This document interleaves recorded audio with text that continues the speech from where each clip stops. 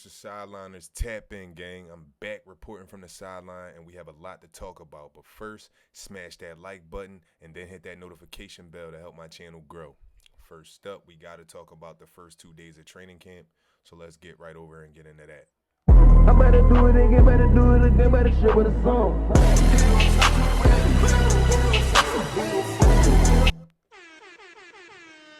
Let's get right to it. Over here, we got VJ in the news. You know, they're saying that he looks very comfortable, very, very comfortable. They're saying that I think that he has the best upside in his draft class, which we kind of already knew because he wants to play both sides of the ball. So athletically, he does things every single day that pop off the page, which shows me that like he's jumping out the gym on some Ja Morant shit probably. 2 days into his first training camp, VJ is making big impressions in Philly. It's been rumbling that he might start versus the Knicks this Thursday. That's how much he's been impressing everybody. So it says Embiid has been practicing and feeling good. But as I said before, we don't give a fuck about Embiid practicing. We don't care about practice. We want to see him in the game. We don't care about the reports of Embiid because we can see that he's not with the bulky brace.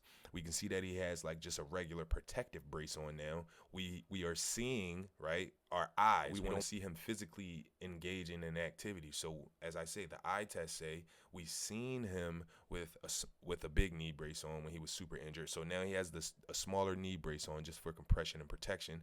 We see that. Just let us know when he's about to play a game. That's the information we really want. We want to know when he's about to play a game. All of this, he's feeling good shit. We went through that last year, and then he came out with a big-ass brace on. When the eye test says, oh, he ready to go, and then when we see y'all say he's starting this game, that's when we'll believe you. Shut the fuck up. We don't care. Barlow is a standout early. That's one of the players that, you know, could be a backup 4 or 5. So the fact that he's being a standout, Dominic Barlow, that's good for us, man. We got in the news again. It was the Sixers backup center role is competitive with Andre Drummond, Adem Bona, and others in the mix like John A. Brum, Dominic Barlow. He's probably a 4. There's another guy, Jabari Walker.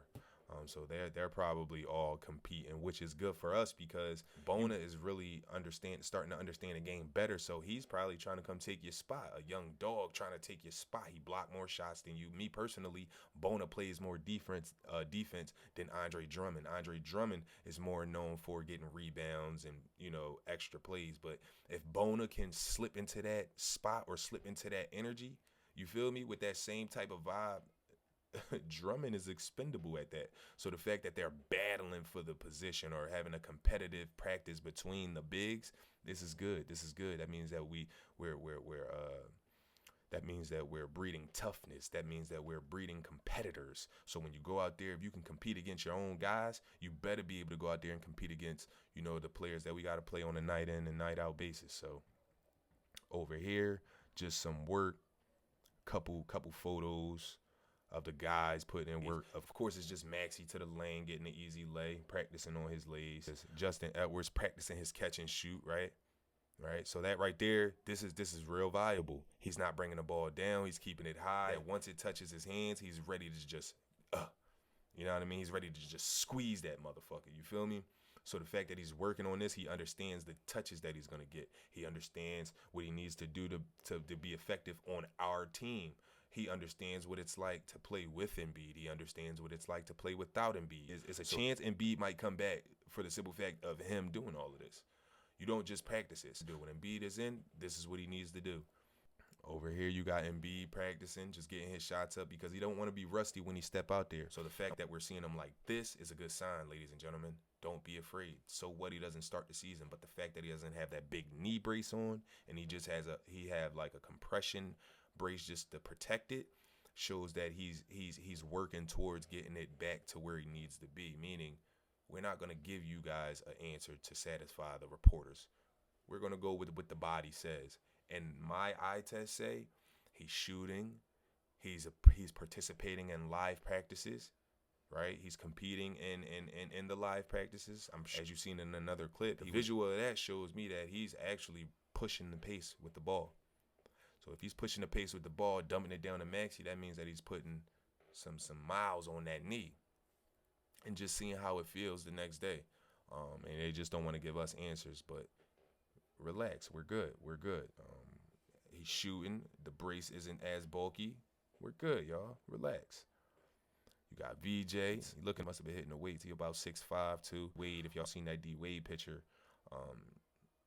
D Wade's 6'4", but he's 6'5", and he looks substantially like not taller, but you could tell like it's a difference from 6'5" to 6'4", obviously. But VJ really is going to be one of them ones for us. I could see it.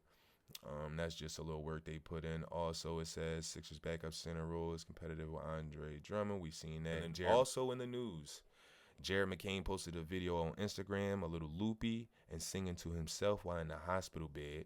So I'm going to go out on a limb and guess that today is surgery day. Of course, today was surgery day. We got to start the recovery process because the recovery process for his injury is 5 to 6 weeks. So the fact that he hopped on that surgery so quick, it gives us flexibility to be able to say, all right, within 6 weeks, all right, he's either going to be able to play or he's not going to be able to play. He's either feeling 100% or he's 80%, and he needs to work his way back.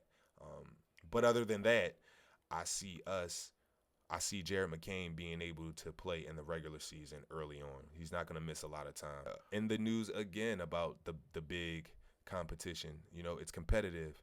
There's 3, 4, 5 of them, depending on how far you want it to go. It's a Dembona, it's Andre Drummond, it's a Johnny Broom, it's Jabari Walker, as I said, and Dominic Barlow, maybe a little bit too. He just looks comfortable enough at 4. So basically, they might have Dominic Barlow at the 4, which honestly, it's a good fit because of how tall he is. I think he's about 6'9" or 6'10", around that area, or if 6'8" to 6'10", one of the two or the 3. But he's not going to be big enough or strong enough to guard the 5s every night or the nights when Embiid's not in. Or that's what we'll have Drummond for. But then maybe Drummond getting a little foul trouble, you need to plug somebody in.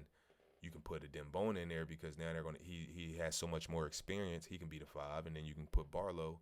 You can swap him out as a traditional 4. So if he's comfortable at the 4, that's good news for us because we don't really have a 4. One day left in the Grimes Sixers standoff with no long-term participation expected. Today we ask, did they botch the situation, or was it always destined for a stalemate?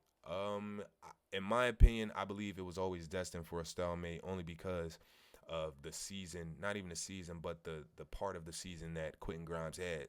You know, he came over to a team that was weak, the team that was suffering, and he came over and showcased some skills which kept us, you know, afloat or just kept the city buzzing.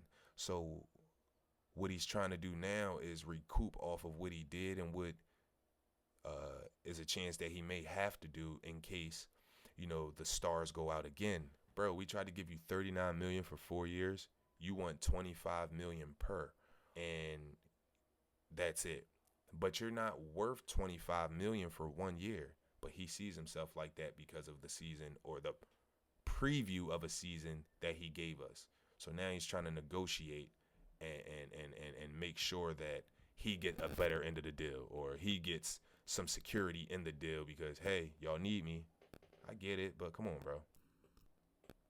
Come on, bro. You got some Embiid clips in, you know, Abu Dhabi chilling with the kids, you know, because they always got like NBA Cares Day or NBA Juniors where you just go out there, you just do stuff, fundraiser type of situations. Just same shit, different country. Us.